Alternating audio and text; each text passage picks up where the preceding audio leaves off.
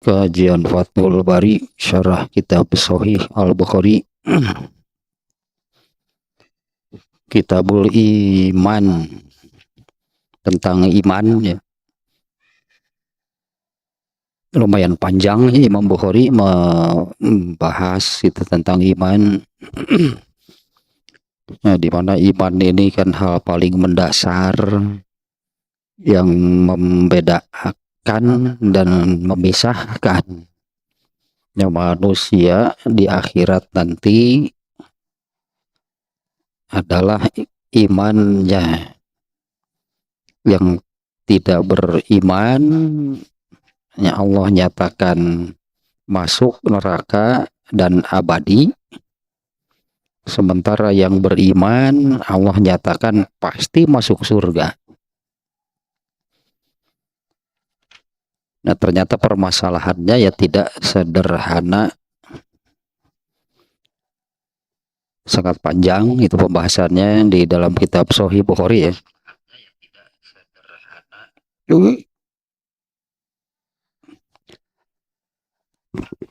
Nah, masih bab ke-9-nya. Babu halawatil iman. Ya, bab manisnya iman. Nah, tentu halawah artinya manis, ini kiasan. Karena bukan manis seperti benda yang ya seperti benda ya gula gitulah. Gula itu sebuah benda rasanya manis, manis di lidah. Nah, bukan demikian ya. Tapi mengapa gitunya? Mengapa menggunakan kata halawah? Mengapa Allahnya rasa itu, rasa dari iman itu adalah manis. Nah, yang kemarin ya sampai ini nih. Yang kemarin itu kalau diibaratkan, nah ini sebuah bendanya yang rasanya manis, yaitu madu. Ya, madu itu rasanya manis. Kalau normal, kalau sehat, orang yang apa namanya alat pengecap rasa aja itu normal, orangnya sehat, ya ketika merasakan madu manis pasti. Nah, tapi bagi orang yang sedang sakit, maka rasa dari madu itu pahit. Nah, iman itu seperti itu gitu ya. Iman itu demikian. Iman itu ya ini dianalogikan ya seperti madu. Rasanya manis. Nah, tapi ternyata kan apa semua orang itu apa semua orang itu merasakan bahwa madu itu manis? Apa semua orang itu merasakan bahwa iman itu manis? Nah, bagi orang yang sedang sakit kan ternyata pahit rasanya. Nah, bagi orang-orang tertentu juga berarti jadi demikian. Tidak terasa manisnya iman itu, bahkan gitu ya ada yang menyebutkan pahit. Nah, ini kemarin sampai di sini ya. Kullaman naqasati sihhatu syai'an manaqasa zauquhu biqadri zalika. Jadi si manis tergantung kepada seberapa kadar, seberapa apa namanya kadar sakitnya, kadar penyakitnya. Semakin berat penyakitnya, maka rasa manis dari madu itu akan semakin hilang. Tergantung gitunya kadar gitu berat penyakitnya. Semakin berat penyakitnya, maka rasa madu yang sesungguhnya ini adalah manis, itu akan semakin pudar rasa manisnya. Bahkan gitu kan, ada yang sangat berat, berartinya malah mengatakan bahwa madu itu pahit. Nah, bagi orang-orang tertentunya, iman yang sesungguhnya rasanya manis itu malah pahit. Nah, ini paling parah berarti. Ya, kalau dianalogikan ini sakitnya parah nih.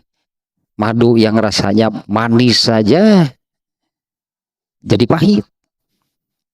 Nah, iman yang sesungguhnya, yang hakikatnya rasanya manis itu malah menjadi pahit. Nah, artinya itu penyakitnya berat. Tergantung kadar sakitnya. Ada yang tidak menyebut pahit, tapi juga tidak terasa manisnya. Ya, ada yang tidak menyebut pahit, tapi tidak tidak terasa manisnya. Tergantung dari kadar penyakitnya. Nah, sekarang kita lanjutkan nih. Abu Muhammad bin Abu Hamzah mengatakan, nah ini dikutip ya oleh Ibnu Hajar al-Asqalani ini. Abu Muhammad bin Abu Hamzah mengatakan, maksud Allah, ini kan hadisnya demikian ya, bab halawatul iman itu, ini babnya demikian, babu halawatil iman, bab manisnya iman. Atau kalau dibalik, bab iman itu manis. Iman itu manis. Akhirnya iman itu manis. Dianalogikan seperti tadi. Jadi ini judulnya apa? Madu itu manis. Jadi hakikatnya, sesungguhnya, aslinya gitu, madu itu manis. Ya, jadi judulnya itu bab madu itu manis. Tetapi ya seperti iman itu manis. Ternyata itunya di dalam hadisnya ada 3 unsur. Ada 3 unsur yang wajib dimiliki, harus ada, tidak boleh tidak. Apabila ketiga unsur tersebut itu ada pada seseorang, baru bisa merasakan bahwa iman itu manis. Ini kurang lebih jadi demikian kan ya. Ini judulnya itu bab iman itu rasanya manis. Tapi bagi orang tertentu itu kan malah pahit, malah dijauhi. Itu beriman itu dijauhi, tidak mau. Kenapa? Pahit, itu mereka nggak mau.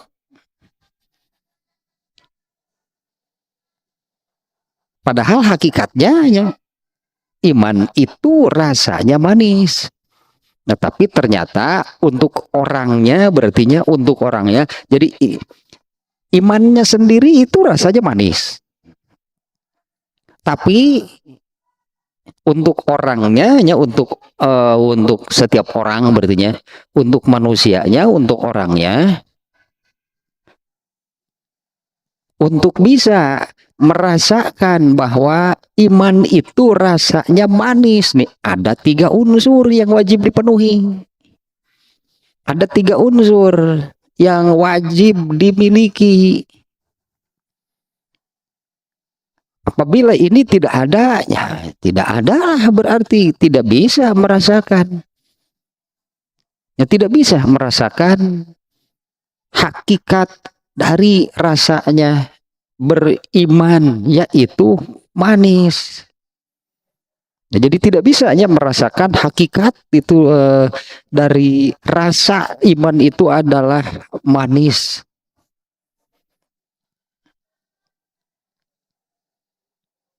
Madu itu rasanya manis. Nah, anggaplah demikiannya. Kalau dianalogikan dengan madu kan jadi demikian. Semua orang tahu, katakanlah. Semua orang tahu madu itu rasanya manis. Ya kalau dianalogikan dengan madu gitu ya, ini suatu benda itu, atau kalau gula lah no yakin manis, gula itu rasanya. Jadi boleh kita sebut dari anak kecil sampai manula, kalau ditanya gula itu rasanya apa? Nah ini semacam demikiannya, pasti sama, semuanya akan menjawab gula itu rasanya manis. Tapi bagi orang tertentu, ya artinya ada masalah nih, orang ini ada masalah dengan ininya, misalnya alat pengecap rasa di lidahnya. Apakah karena dia sedang sakit, itulahnya ini. Apakah karena dia sedang sakit, atau memang masalah di tadinya alat pengecap rasa di lidahnya. Gula yang siapa yang mengatakan gula rasanya itu tidak manis, ya kan ada, gula itu manis. Nah ini sebab itu demikiannya, jadi iman itu rasanya manis. Harusnya dari anak kecil sampai manula akan mengatakan demikian. Iman itu rasanya manis. Nah, tapi kan apa semua orang bisa merasakan manisnya? Nah, ada 3 unsur yang harus dimiliki oleh seseorang untuk bisa, gitu kan, untuk bisa merasakan rasa dari rasa yang sesungguhnya dari iman, yaitu manis. Nah, kembali ke sini nih, Abu Muhammad bin Abu Hamzah mengatakan innama abbaro bil halawati li'annallaha syabbahal imana bisyajaroh. Ah, ini jadi seperti ini nih alurnya nih menurut Abu Muhammad bin Abu Hamzah. Rasulullah SAW ini kan redaksi hadisnya ya, halawah itu redaksi hadis. Salasun man kunna fihi wajada halawatal iman. Ini redaksi hadis, artinya ini Rasulullah nih yang menyabdakan. Ada 3 unsur, ada 3 perkara. Apabila ketiganya ada pada seseorang, maka dia bisa merasakan manisnya iman. Nah, menurut Abu Muhammad bin Abu Hamzah, ini di sini ya Rasulullah SAW mengutarakan, menyabdakan di hadis ini tentang iman itu menggunakan kata halawah, menggunakan kata manis. Nah, ini dianalogikan demikian nih. Imannya sendiri itu, ini analoginya dianalogikan, diibaratkan imannya sendiri itu ibarat sebatang pohon. Iman itu ibarat, ini pengibaratannya, ibarat sebatang pohon. Wa agsonuha ittiba'ul amri wajtinabun nahyi. Nah, pohon ini kan yang namanya pohon itu kan ada cabang dahan. Pohon itu kan ada cabangnya, ada dahannya. Nah, dahan dari pohon ini adalah ittiba'ul amri wajtinabun nahyi, mengikuti, melaksanakan perintah dan menjauhi larangan. Nah, itu dahannya, yaitu ittiba'ul amri wajtinabun nahyi, melaksanakan, mengikuti, melaksanakan perintahnya dan menjauhi larangannya. Wa warokuha ma yattahimu bihil mu'minu minal khair. Daunnya adalah ma yattahimul mu'minu bihi minal khair, yaitu apa yang menjadi daunnya, apa yang penting itu bagi seorang mukmin. Ini daunnya adalah apa yang penting bagi seorang mukmin, yaitu amal soleh, kebaikan. Itulahnya, yaitu kebaikan. Wasamaruha amalut to'ah, dan buahnya nih, buah dari pohon tersebut, buah dari iman itu adalah amal soleh. Buah dari iman itu adalah amal soleh. Wahalawatu samari jinniyu samaroti. Nah, manisnya itu dari mana? Rasa manisnya itu didapat dari mana? Dari buah tersebut. Dari buah tersebut manis itu baru bisa dirasakan. Jadi bukan dari batang pohonnya, bukan dari dahannya, bukan dari daunnya, tapi dari buahnya. Di mana buah tersebut itu rasanya manis. Buah pohon tersebut itu rasanya manis. Wa goyatu kamalihi tanahi nadji samaroti wabihi tazharu halawatuha. Nah, puncak dari rasa manis buah tersebut, ini buah ini rasanya manis ya, dan puncak manis dari buah tersebut apabila buah tersebut matangnya sempurna, barulah ini puncak manisnya. Nah, jadinya kan ini puncak manisnya, puncak nikmatnya merasakan buah tersebut baru bisa dirasakan apabila buahnya ini matang dengan sempurna. Nah, kalau kita ke iman, berartinya iman itu adalah batang pohonnya. Ini pohonnya pohon iman nih namanya nih. Iman itu pohonnya, pokoknya, batang besarnya gitulahnya. Nah, cabang dahan dari iman itu adalah melaksanakan perintahnya dan menjauhi larangannya. Daunnya itu, karena kalau dahan kan berdaun. Nah, daunnya itu adalah apa yang penting gitu, apa yang penting bagi seorang mukmin itu apa?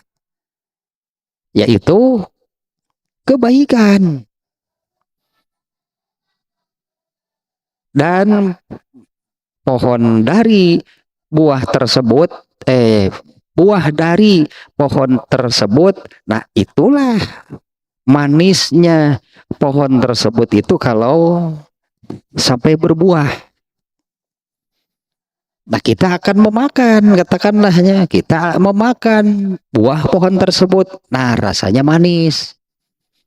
Nah, berarti alurnya menjadi seperti ini. Kalau kita kembali ke hadis yang menerangkan iman itu adalah takrirun bil qalbi wa ikrarun bil lisan wa amalun bil arkan. Iman itu kan harus sampai ke tahap akhir, yaitu beramal, mengamalkan, meyakini dengan hati. Ini mengulangi kemarin ya, ini kan hadis ya, al imanu takrirun bil qalbi.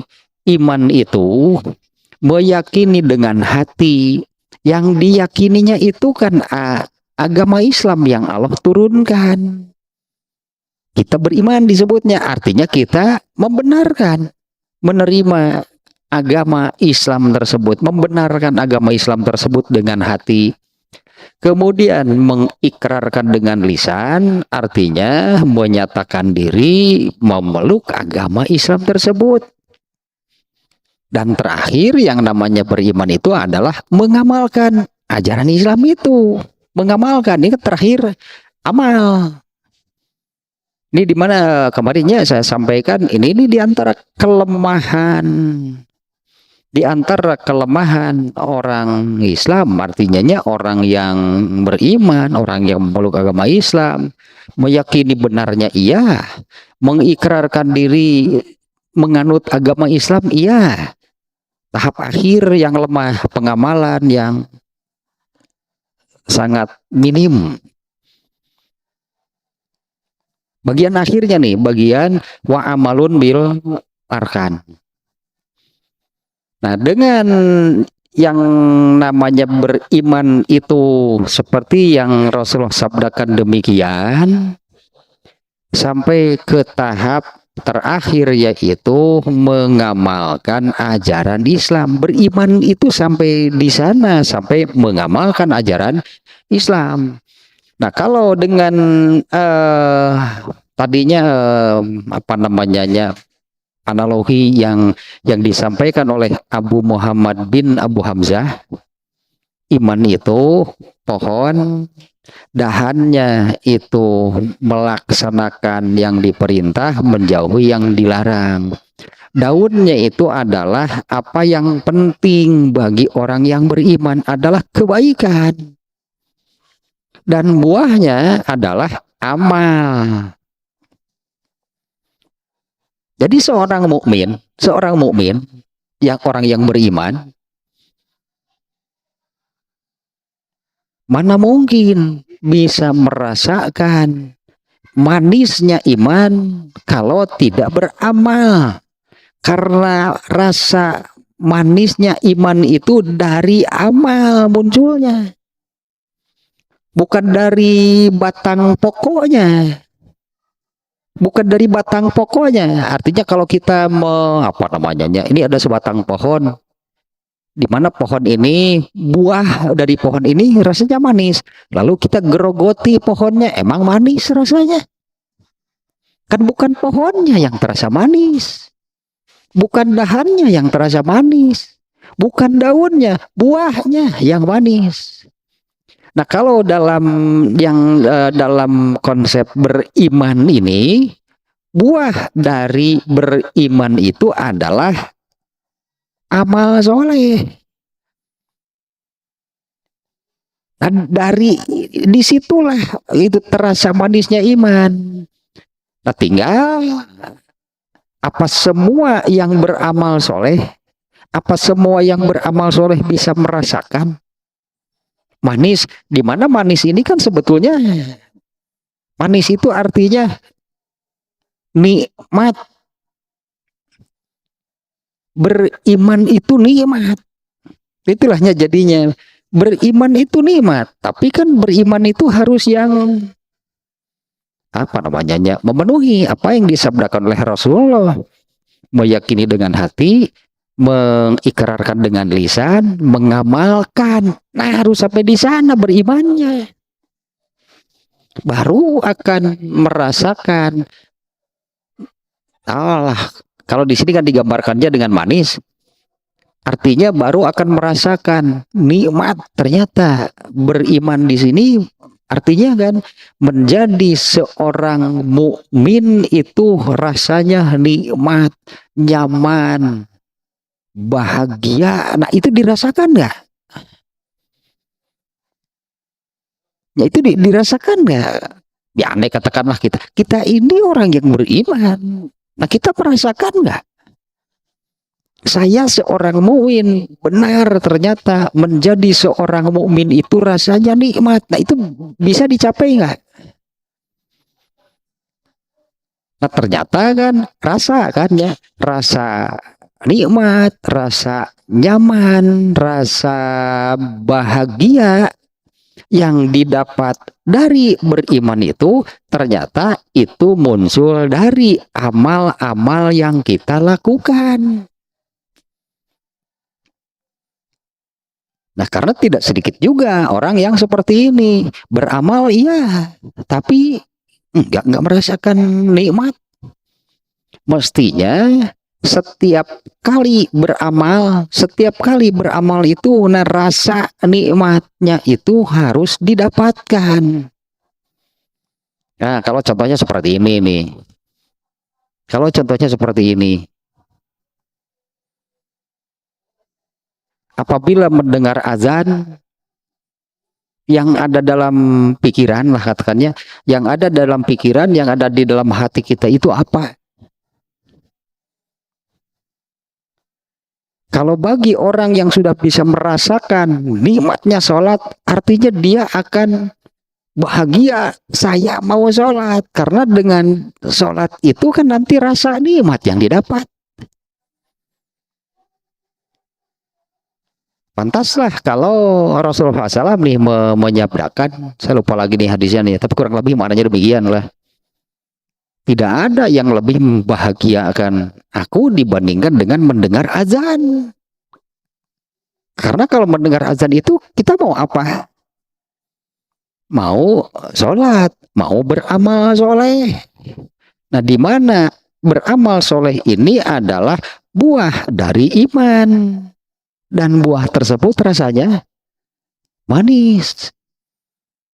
Artinya kalau orang mengerjakan sholat saja masih ada kesan terpaksa, di mana nikmatnya kalau begitu mengerjakan sholat?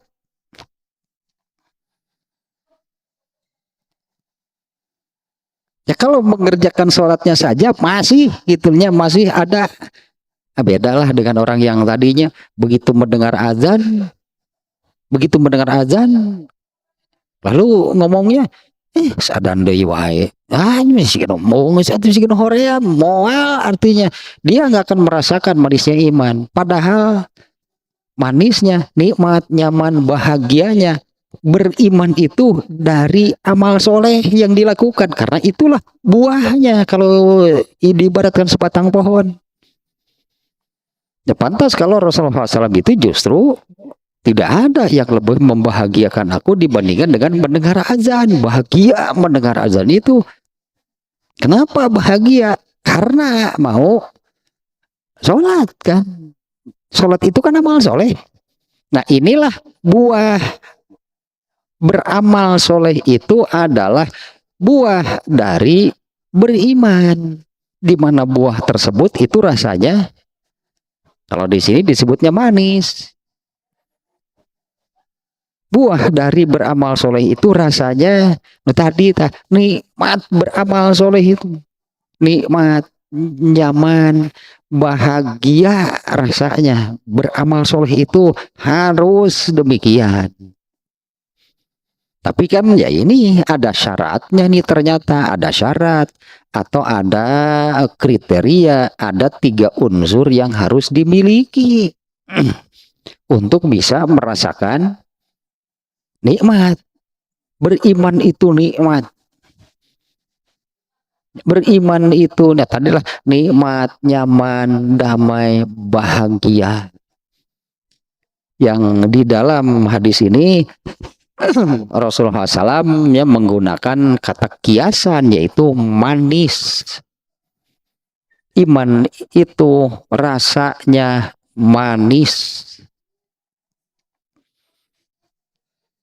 Kan kesannya kalau manis itu seperti madu, seperti gula yang itu kan rasa manisnya itu kan dikecap oleh lidah. Gula itu manis, madu itu manis. Kan iman bukan sesuatu yang dimakan kemudian dirasakan oleh lidah.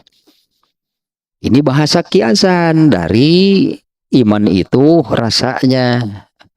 Nah, itu tadilah nikmat, nyaman, damai, tentram, bahagia beriman itu. Tapi bisa merasakan demikian itu apabila imannya, yang namanya berimannya itu seperti yang disabdakan oleh Rasulullah, yaitu sampai ke tahap pengamalan, meyakini dengan hati, mengikrarkan dengan lisan, mengamalkan dengan amal perbuatan. Nah, di sini di amal ini rasa nikmat, nyaman, bahagianya beriman. Mestinya gitu demikian, karena sudah sampai kepada tahap berbuah apabila beramal soleh. Apabila beramal soleh itu artinya iman di dalam hatinya itu berbuah. Itulah buahnya amal soleh. Ya, itulah buahnya, yaitu amal soleh. Bagaimana rasanya? Kasiksa beramal soleh teh, wah itu jauh pahit teh, mun gitu mah. Kalau kita bandingkan, coba kita bandingkan nih. Kalau anak-anak sesuai dengan alamnya, alam anak-anak, sesuai dengan alam pikiran anak-anak, yaitu bermain. Yaitu bermain. Ketika diajak sholat oleh orang tuanya, orang tuanya tahu kalau sholat itu kan harus diam, itu kan serius, harus fokus. Anak-anak kesiksa diajak sholat ya baru dakwah. Makanya kalau anak-anak ketika dibawa ke masjid kemudian diajak sholat malah lari-lari, ya itulah anak-anak. Bisa nggak merasakan nikmatnya sholat? Pan isuk nah diajak deh, mau nggak asa disiksa sholat teh. Nah ini maksudnya bahwa ya karena anak-anak yang alam pikirannya, yang dunianya bermain, dia belum bisa merasakan. Ketika diajak sholat itu dia mengatakan, oh iya ya nikmat, ternyata sholat itu bahagia. Nggak ada anak-anak yang demikian. Ya malah merasa dikerangkeng gitu, mau ngobrol saja nggak boleh, mau gitu, mau begini menoleh saja nggak boleh. Nah itu bagi anak-anak itu berat. Aki-aki geringan gitu sholat teh muni biasa kesiksa sholat teh. Sehingga nah ini banyak yang seperti ini dikasih, bisa jadi ini dikasih. Ketika sebelum sholat dia ingin ayo buru-buru, ayo buru-buru, ingin buru-buru sholat. Ternyata ingin buru-buru itu bukan ingin buru-buru merasakan nikmatnya, tapi ingin buru-buru lepas dari siksaan. Buru-buru sholat, kerjakanlah dengan terburu-buru. Setelah selesai itu, wah rasanya bebas gitu dari belenggu gitu, beres sholat merasa bebas dari belenggu. Ini sih gak budak lu tadi tah begitu selesai. Mungkin adanya anak-anak yang diam menahan diri gitu untuk tidak lari-lari, untuk menoleh saja nggak bisa. Begitu selesai sholat si anak itu lari, begitu merasa bebas dari belenggu. Nah yang seperti itu belum bisa hanya merasakan. Nah ininya manisnya beriman. Manisnya beriman itu muncul dari rasa manis atau kan rasa nikmat, rasa bahagianya beriman itu muncul dari atau ketika beramal soleh. Nah, sehingga apabila ada amal soleh yang terlewatkan pasti menyesal. Ya, apabila ada amal soleh yang terlewatkan itu pasti menyesal, karena kalau beramal soleh dia akan merasakan nyaman, dia akan merasakan nikmat, bahagia karena beramal soleh. Ya itulah yang disebut manisnya iman. Ketika ada amal soleh yang terlewatkan, dia menyesal, nggak kebagian.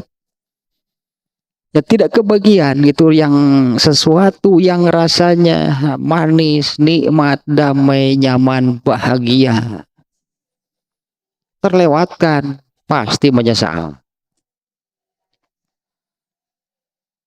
Nah, adapun yang belum, berartinya belum bisa merasakan manisnya iman ketika beramal soleh pun, ya itu nggak merasakan apa manisnya, apa nikmatnya, apa enaknya beramal soleh, enggak. Makanya ingin buru-buru gitu, karena melakukan sesuatu yang rasanya pahit berarti. Atau kalaupun tidak pahitnya hambar gitu, hambar. Apa sih enaknya, apa nikmatnya, apa bahagianya? Tidak bisa merasakan. Ya gitu ya, berarti setiap kali beramal soleh dia ingin buru-buru karena enggak ada rasanya. Nah, ininya Abu Muhammad bin Abu Hamzah nih mengatakan demikian. Rasulullah SAW di hadis ini kan meminjam menggunakan kata manis. Nah, di mana manis itu kan rasa yang dikecap oleh lidah, bukan oleh hati. Nah, ini di iman itu secara tersirat gitu ya. Rasulullah SAW menganalogikan iman itu dengan sebatang pohon. Iman itu pohonnya, kemudian dahannya itu dari iman ini ya, kan iman ini, pohon ini berdahan. Iman ini berdahan, dahannya adalah melaksanakan perintah dan menjauhi larangannya. Dahan itu kan berdaun. Nah, daunnya itu adalah apa yang penting bagi seorang mukmin, yaitu kebaikan. Dan pada akhirnya seolah-olah itu gabungan ya, gabungan dari batang pohonnya, batang pokoknya, dari dahannya, dari daunnya, semuanya itu kemudian menghasilkan buah, memunculkan buah. Mana mungkin pohon itu berbuah tanpa daun? Kalau pohon itu daunnya rontok semua, nggak akan ada buahnya. Jadi ini hasil akhir. Buah itu dari pohon, pohon itu berdahan, dahan itu berdaun. Nah, dari semuanya ini kemudian memunculkan buah. Nah, manisnya itu ada di buahnya, bukan di daunnya, bukan di dahannya, bukan di batang pokoknya. Dan buah dari iman itu adalah amal soleh. Kan sesuai berarti nih, gambaran analogi dari Abu Muhammad itu sesuai dengan hadis Rasulullah yang tadi. Iman itu adalah meyakini dengan hati, mengikrarkan dengan lisan, terakhir yaitu dan beramal, dan diamalkan dengan, ya diamalkan lah itunya. Dimana kan semuanya ini adalah Islam, yang diyakini benarnya Islam, yang diikrarkannya itu adalah Islam, yang diamalkannya adalah Islam. Yang tidak beramal pasti tidak akan pernah merasakan. Yang tidak beramal artinya pohonnya tidak berbuah. Nah, kemudian ada yang sampai berbuah, ya sampai berbuah, tapi ya pohonnya jelek, gitu kan? Pohonnya jelek, dahannya jelek, daunnya jelek, maka buah yang munculnya jelek, manis, jelek. Manis rasanya? Enggak, karena pohonnya juga jelek, dahannya jelek, daunnya juga jelek, maka buahnya juga jelek. Manis? Enggak. Bahkan itunya memunculkan buah, beramal artinya, tapi nggak pernah merasakan nikmatnya. tidak pernah merasakan, malah tadi kesan setiap kali beramal, kesan terpaksanya itu sangat kental, seperti anak-anak yang tadi kan ya, anak-anak ketika diajak sholat, aduh, bagi anak-anak itu kan itu siksaan. Apalagi kalau si anak itu sedang asik bermain, misalnya dipanggil orang tuanya, ayo sholat dulu, berat nah gitu teh. Karena bagi si anak itu kan, ya itulah dunia anak-anak tadinya, dunia main anak-anak sedang asik bermain, kemudian oleh orang tuanya diperintah sholat dulu, berat. Bagaimana sholatnya? Ya buru-buru lah dikerjakan dengan tergesa-gesa karena ingin main lagi. Apa ada nikmat kalau sholatnya seperti itu? Kalau anak tadi kan terpaksa karena orang tua yang memerintah. Kalau tidak dilaksanakan orang tuanya marah. Gak akan ada merasakan manisnya nikmatnya mengerjakan sholat, itu gak akan ada. Tapi orang dewasa, orang tua juga sama karena asiknya gitu, karena keasikannya pada hal-hal keduniaan, berarti ketika melaksanakan ibadah seperti si anak yang terpaksa dia sholat karena diperintah dimarahi orang tuanya, maka ketika mau sholatnya pun ingin buru-buru itu mengerjakan sholat, ingin buru-buru selesai, setelah itu kan langsung lari main lagi. Orang tua juga banyak yang seperti itu ternyata. Nah, kalau demikian tidak akan pernah merasakan manisnya iman. Jadi buahan unggal buahan buruk, unggal buahan buruk. Anu amis di mana tuh buahan sih gak gitu. Ini kalau sholat contohnya ya, kalau sholat yang tadi setiap kali sholat sahun, sholatnya sahun, atuh kira kapan merasakan nikmatnya mengerjakan sholat? Karena sholatnya juga sahun.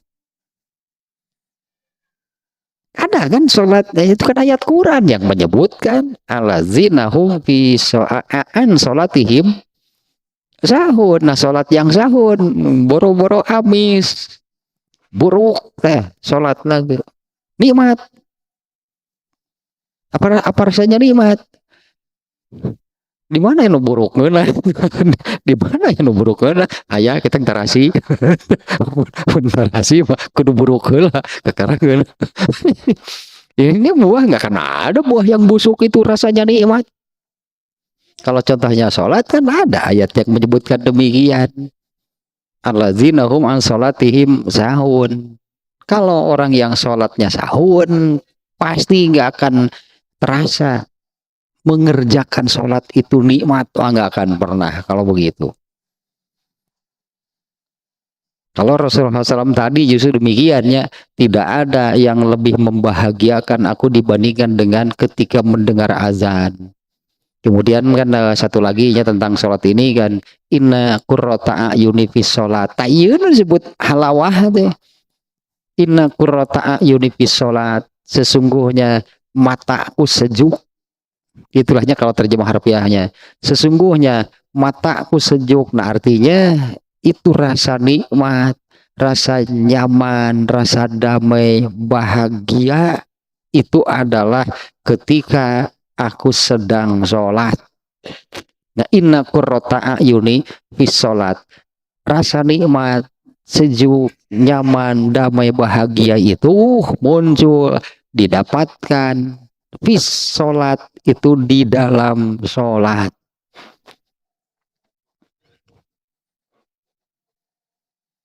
Buahan tuh masalah nama buahan tuh ya, kita ini punya iman berbuah nggak? Nah terus buahnya bagaimana? Semestinya gitulahnya pohon yang namanya iman ini buahnya itu adalah manis. Nah buahnya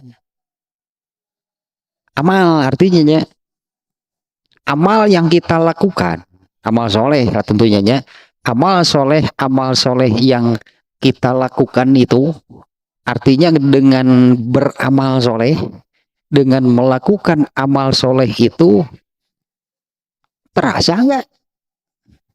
Terasa nggak? Nikmat, ternyata damai, bahagia, beruntung gitu lahnya beramal soleh itu.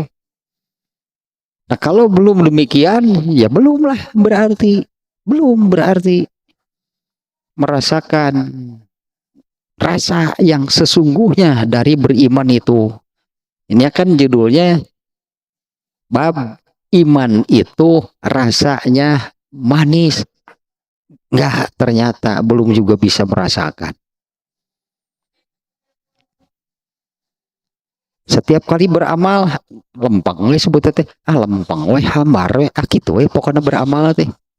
Saya beramal karena menggugurkan kewajiban, moal nepi ka iraha ge moal amis-amis, moal tak amal soleh teh. Asa kapoe mun jeung urang mah rajin aya rasaan hasum. Rajin aya rasaan hasum, amis kuduna mah rasana teh mestinya rasanya yang dirasakan itu manis kalau beramal soleh. Nah kita lanjutkan nih. Itunya saya kira analogi dari Abu Muhammad bin Abu Hamzah, pas itulah artinya ya, dimana beliau ini menganalogikan iman itu, dianalogikan, diibaratkan sebatang pohon. Ya kan, sekali lagi ya, iman itu batang pohonnya, dan namanya pohon itu kan memunculkan ada dahannya. Dahan dari pohon iman itu adalah melaksanakan perintah dan menjauhi larangan Allah. Itu kan melaksanakan perintah Allah dan menjauhi larangannya.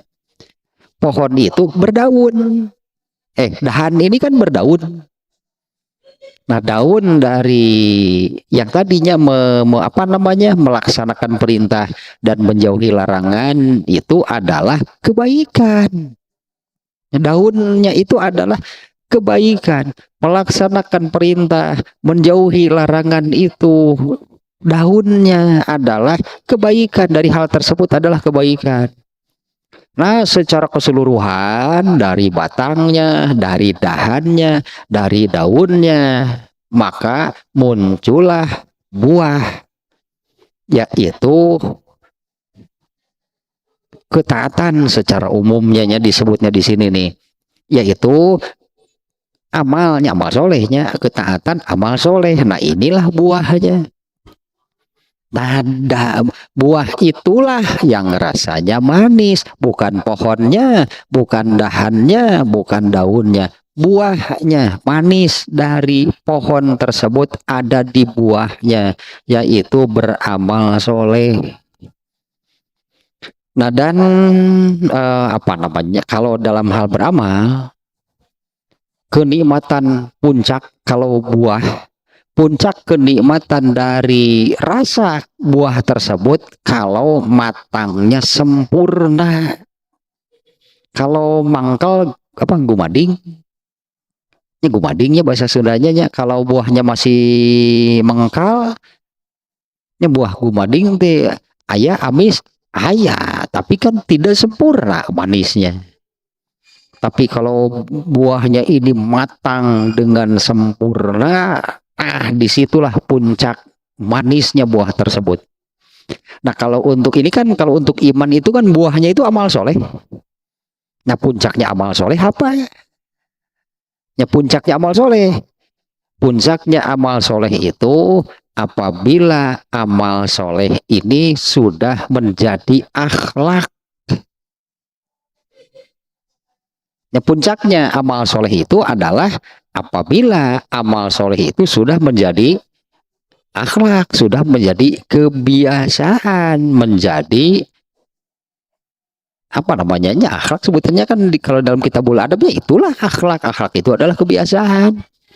Nah kalau suatu amal itu sudah menjadi kebiasaan, nah disitulah puncaknya. Disitulah puncaknya nikmatnya dari beriman. Kalau sampai beramal dan amal ini menjadi akhlak, itulah puncaknya beriman. Puncaknya nikmat tadinya, nikmat bahagianya beriman itu kalau sampai beramal dan amalnya itu sampai ke puncaknya, yaitu menjadi akhlak. Nah, tentu kan untuk sampai ke puncaknya ya namanya juga puncak di atas dan dimulai dari bawah. Nah, berarti untuk sampai ke puncak, untuk sampai kepada suatu amal soleh itu menjadi akhlaknya harus dibina, berarti harus dibiasakan terus naik hingga sampai ke puncaknya yaitu menjadi akhlak. Tah eta puncakna kenikmatan itu yang dirasakan oleh Rasulullah tadi. Tidak ada hal yang lebih menggembirakan aku dibandingkan dengan mendengar azan. Dan mataku sejuk, artinya yaitu tadinya rasa nikmat, bahagia, nyaman, damai, tentram itu adalah ketika sedang sholat. Nah, karena sholat ini kan ibadah terpenting, ibadah terbesar dalam Islam itu adalah sholat. Makanya dalam urutan amal apa yang terbaik? Sholat di awal waktu. Itulah amal terpenting. Nah, kita lanjutkan nih. Bab sebelum ini bab 9 ya, tentang halawatul iman ya, iman itu rasanya manis. Sebelumnya pada bab 8 judulnya itu adalah mencintai Nabi itu bagian dari iman ya, ini bab sebelumnya. Ternyata tentang hal tersebut mencintai Rasul itu menjadi salah satu unsur dari 3 unsur yang wajib dimiliki oleh seseorang untuk bisa merasakan manisnya iman. Nah, yang pertamanya yang kemarin sudah kan hadisnya ya, 3 unsur, 3 hal, 3 perkara yang apabila ada pada diri seseorang maka dia akan merasakan, akan apa namanya ya, akan bisa membuktikan dan merasakan gitunya bahwa iman itu rasanya manis. Unsur pertama adalah ayakunallahu wa rasuluhu ahabba ilaihi mimma siwahuma. Ya, Allah dan Rasulnya lebih dicintai dibandingkan dengan siapapun. Nah, di sini ada penjelasan Ibnu Hajar Al-Asqalani ini tentang hal tersebut. Beliau menjelaskan lagi keimanan kepada Allah dan Rasulnya itu bukan keimanan, kecintaan. Karena Allah dan Rasulnya kan harus lebih dicintai dibandingkan dengan siapapun. Nah, kecintaan terhadap Allah dan Rasulnya itu kecintaan berdasarkan akal. Nah, di dalam hal ini Ibnu Hajar Al-Asqalani pun memberikan perbandingan lagi nih, sebuah analogi lagi. Ada obat yang rasanya pahit. Ini analoginya demikian kurang lebihnya. Ada obat yang rasanya pahit. Orang yang sedang sakit ingin sembuh. Nih, orang yang sedang sakit itu ingin sembuh. Dia harus minum obat, tapi obat ini rasanya pahit. Nah, secara naluri, semua orang kan tidak suka sesuatu yang rasanya pahit, itu secara naluri ya. Kan semua orang tidak suka sesuatu yang rasanya pahit. Bahkan itu bisa dibuktikan ketika seorang ibu yang mau menyapih anaknya ya, karena masa menyusuinya sudah habis ya.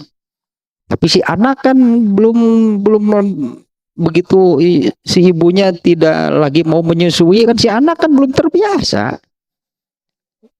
Maka nah si ibu ini kan mengakalilah dengan me, apa namanya memberikan sesuatu yang rasanya pahit di asinya. Jadi si anak itu ketika menyusu pahit, nah naluri mung kan pahit mah tiorok keneh. Kecuali geus kolot ketang justru jadi beuki kena daun gedang itu. Mun meuli baso nanyakeun paria. Jadi beuki kena geus kolot mah mun meuli baso tahu tiru ditanyakeun teh, "Mang aya paria?" Ari paria na unggul masuk paria gegelan moal daekeun moal. Pan eta mah daek sote dibumbuan. Ya jadi pada dasarnya kan demikian ya. Manusia itu tidak suka sesuatu yang rasanya pahit. Nah, ada orang yang sedang sakit, dia ingin sembuh. Sembuh itu kan baik. Itulah hanya sembuh itu kan baik bagi dirinya. Kalau sakit berarti kan itu bagi dirinya itu tidak baik. Ya sakit itu rasanya apa namanya tidak buat apa namanya di badan itu kan tidak nyaman kalau sedang sakit. Bisa jadi tidurnya juga terganggu, mau beraktivitas nggak bisa. Kondisi sakit itu demikian. Yang baik bagi dirinya itu adalah kalau sembuh dari sakitnya. Nah, untuk sembuh itu harus minum obat dan obat itu rasanya pahit. Misalnya nih, coba minum sekali pahit itu rasanya. Minum sekali pahit. Dengan sekali saja misalnya minum obat tersebut, badan itu sudah agak enakan, agak baikan. Terasa kan karena dia ingin sembuh, karena sembuh itulah yang baik bagi dirinya. Akal sehat sebutnya. Akal sehat pasti akan memutuskan saya akan minum obat meskipun rasanya pahit. Padahal kalau menurut naluri tadi sesuatu yang rasanya pahit itu nggak mau, nggak suka. Nah, maka akal sehat ini mengalahkan naluri. Malah dia menuntut, mana obatnya, padahal pahit rasanya, tapi minta. Karena akal sehatnya sudah memutuskan bahwa dengan minum obat itu benar nih, sembuh. Misalnya baru sekali minum saja sudah terasa. Badan agak baikan, agak segeran. Maka akal akan memutuskan, malah menuntut, mana obatnya, saya mau minum obat. Karena itu yang menuju kepada kebaikan. Tapi kalau mengikuti rasa saya naluri, tetap saja. Nggak mau sebetulnya, pahit. Nah, apa yang menurut akal ini berarti mengalahkan naluri. Nah, demikian juga kenapa beriman kepada Allah itu harus mengalahkan beriman. Mencintai Allah dan Rasulnya harus mengalahkan kecintaan yang berdasarkan naluri. Ini harus berdasarkan ilmu. Karena mencintai Allah dan Rasulnya itu menuju kebaikan. Itu menuju kebaikannya seperti dengan minum obat itu orang yang sakit ini menuju kesembuhan. Nah, sembuh itulah kan yang baik. Maka karena ingin sembuh, karena sembuh itulah kebaikan. Karena ingin sembuh, maka akal sehatnya memutuskan saya harus minum obat meskipun secara naluri bawaan rasanya obat itu adalah pahit. Nah, mencintai Allah dan Rasulnya itu harus berdasarkan akal sehat, bukan berdasarkan naluri. Dan harus mengalahkan kecintaan yang berdasarkan naluri. Kalau berdasarkan naluri, kecintaan berdasarkan bawaan. Kemarinnya sudah panjang lebar yang itu. Kecintaan seseorang itu pastilah kepada orang-orang terdekat di lingkungan keluarganya. kepada orang tua, kepada anak, itu bawaan. Bukan karena ilmu. Orang kafir juga demikian. Tapi mencintai Rasulullah itu harus karena ilmu. Nah, diibaratkan orang sakit. Mencintai Allah itu pasti itulah yang akan membawa kebaikan bagi dirinya.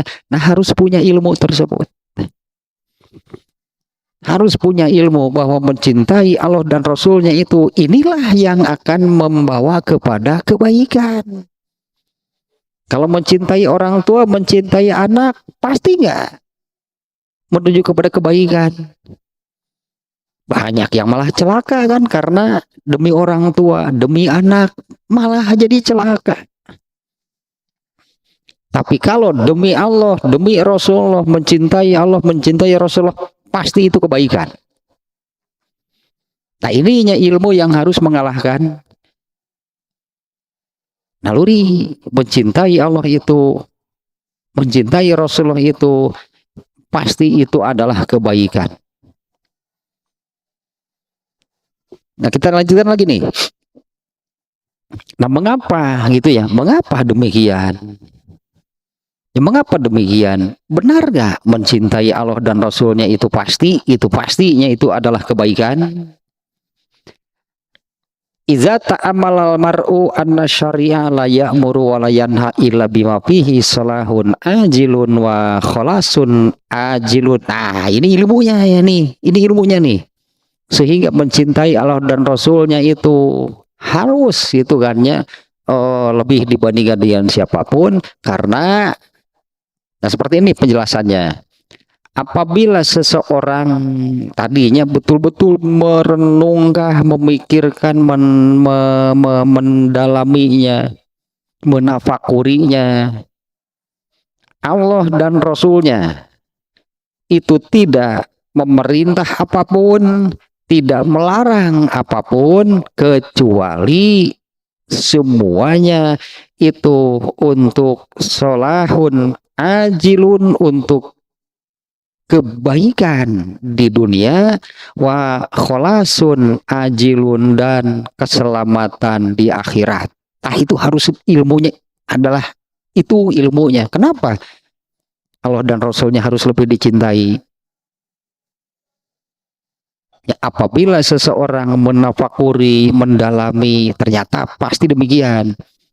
Allah dan Rasulnya tidak memerintah atau melarang apapun, kecuali itu akan memberikan kebaikan tadinya kebaikan, kebahagiaan di dunia dan akhirat. Wal aqlu yaqtadi rujhana janibi zalika. Akal sehat pasti akan menyimpulkan demikian.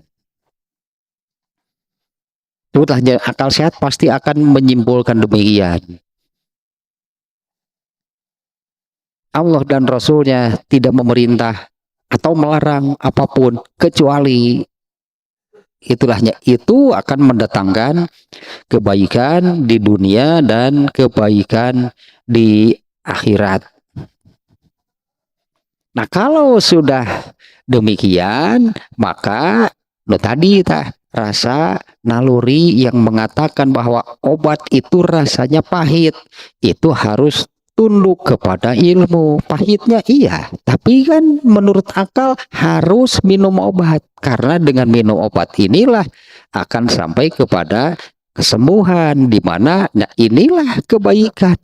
Kesembuhan itulah kebaikan. Maka rasa yang mengatakan itu obat pahit, benar memang pahit, tapi pada akhirnya kan apa yang dikatakan oleh naluri ini harus tunduk kepada akal. Menurut akal harus minum obat, karena dengan minum obat itulah kebaikan didapat, yaitu sembuh. Nah, artinya di sini kan kecintaan berdasarkan naluri bawaan, yaitu kepada orang-orang terdekat, harus tunduk, harus kalah, harus mengalah kepada kecintaan yang menurut akal, menurut ilmu, yaitu kepada Allah dan Rasulnya. Karena itulah yang akan membawa kebaikan dunia dan akhirat.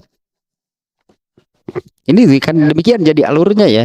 Kecintaan, bawaan, naluri yaitu terhadap orang tua, anak, orang-orang terdekat ini harus tunduk, harus ikut kepada kecintaan yang berdasarkan ilmu, yaitu kepada Allah dan Rasulnya, karena yakin Allah dan Rasulnya tidak memerintah atau melarang apapun kecuali akan membawa kebaikan dunia akhirat. Kalau orang tua nih, pasti nggak orang tua itu memerintahkannya yang baik kepada anak? Ini kan ada yang enggak kan? Ada kan orang tua yang memerintahkan sesuatu malah sebetulnya itu membahayakan, mencelakakan. Permintaan anak kepada orang tua juga demikian. Ketika anak meminta orang tua, itu betul nggak sesuatu yang pasti baik? Enggak. Tapi kalau Allah dan Rasulnya, nah ini harus berdasarkan ilmu. Maka kecintaan yang berdasarkan naluri ini harus ikut, harus tunduk.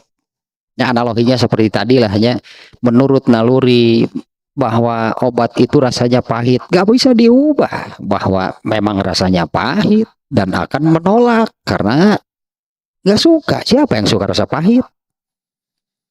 Tapi rasa pahit ini harus apa yang dikatakan naluri ini harus ikut kepada apa yang ditetapkan oleh akalnya. Harus minum obat. Itu akalnya menetapkan demikian. Harus minum obat. Karena itulah caranya untuk sampai kepada kesembuhan. Untuk sampai kepada kebaikan, yaitu sembuh. Nah, kurang lebih demikian ya nih. Jadi artinya nih, maksudnya ya, ya sebutlah kita bisa memahami artinya sekarang ya, mengapa Allah dan Rasulnya harus lebih dicintai. Itu kecintaan berdasarkan ilmu, bukan berdasarkan naluri. Tapi juga kan harus yakin bahwa apa yang diperintahkan atau dilarang oleh Allah dan Rasulnya, ya itulah yang akan membawa kebaikan bagi manusia di dunia dan di akhirat. Maka kecintaan naluri harus ikut, harus tunduknya kepada yang ditetapkan oleh ilmu. Yasiru hawahu taba'an lahu, maka kecintaan secara naluri itu harus tunduk kepada apa yang ditetapkan oleh akal berdasarkan ilmu. Nah, karena ada ini nih kenikmatan yaltazu bizalikal iltizazan aklian. Nah, itulah rasa tadinya nikmat, manis, nyaman berdasarkan akal. Karena kenikmatan yang berdasarkan akal itu huwa kamalun wa khairun min haitsu huwa kadzalika. Nah, itu yang kenikmatan yang sempurna, kenikmatan yang sesungguhnya. Bukan berdasarkan kecintaan bawaan atau naluri. Kalau kecintaan bawaan naluri kadang-kadang disebutnya kan cinta buta. Karena begitu mencintai anaknya sampai orang tuanya itu melakukan hal yang buruk. Karena kecintaan terhadap orang tuanya sampai si anak itu melakukan hal yang buruk. Itu kan salah tetap. Dan biarkan itu salah. Tapi kalau melaksanakan perintah Allah dan Rasulnya, itu pasti kebaikan. Dan disinilah itunya. Ini kan salah satu unsur nikmat tadinya. Nikmat, nyaman, damai, bahagia. Itu salah satu unsurnya adalah Allah dan Rasulnya lebih dicintainya. Ya harus dengan ilmu dan yakin bahwa apa yang diperintahkan dan dilarang oleh Allah dan Rasulnya itulah kebaikan yang hakiki. Setelah tuh 2 Hijriah, ini masih masih panjang nih tentang halawatul iman. Artinya ini masih harusnya dilanjutkan nanti nih tentang halawatul iman ini. di mana Ibnu Hajar Al-Asqalani di dalam kitab Fathul Bari, beliau cukup panjangnya menerangkan bab ini. Bab ya kurang lebih demikian ya. Iman itu rasanya manis. Kalau yang mengatakan tidak manis, bermasalah, berarti orangnya imannya gitu ya, imannya bermasalah. Imannya bermasalah. Aneh kan kalau ada orang mengatakan gula itu rasanya manis. Begitu dia merasakan, enggak, bukan gulanya yang salah. Bukan gulanya yang salah. Ada apa dengan orang ini berarti?